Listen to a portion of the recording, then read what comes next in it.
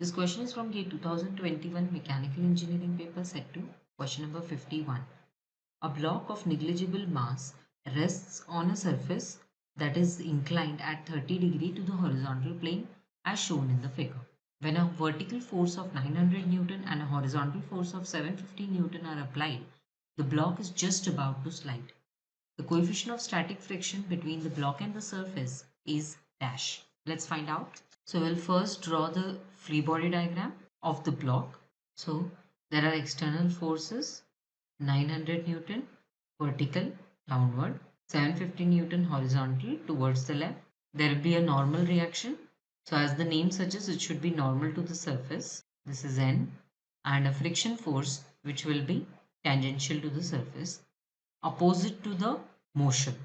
So we need to first identify the direction of motion, and accordingly we will assume the direction of friction. So because there is 900 Newton vertical load and 750 Newton horizontal load leftwards, we'll assume that the block moves up, because mass of the block is also said to be assumed negligible, and therefore there is no way the block moves downwards. So if we are assuming it moves upwards, friction force will be downwards tangential to the surface, which is nu times n.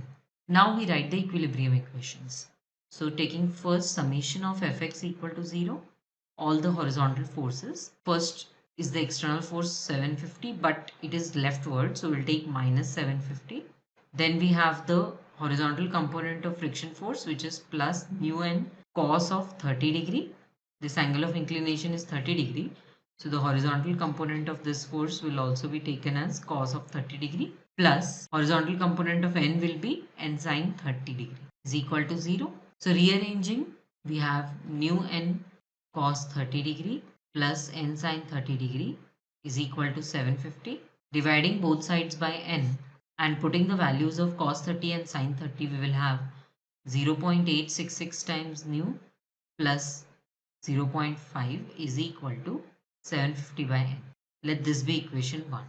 Second equilibrium equation for vertical forces, so summation f y equal to 0. Of course, x and y axis, we are assuming x to be horizontal and y to be the vertical axis. And that way we are taking all the sign conventions. So taking vertical forces, we have first vertical force is the external force 900 Newton downward. So we'll take negative minus 900 plus vertical component of n, the normal reaction is n cos 30 degree and it is upward, so we have taken plus, minus vertical component of friction force will be downward, so minus nu times n sine 30 degree is equal to 0. Doing the same thing here, rearranging and then dividing by n on both sides, we'll get 0.866 minus 0.5 times nu is equal to 900 by n. This is equation 2.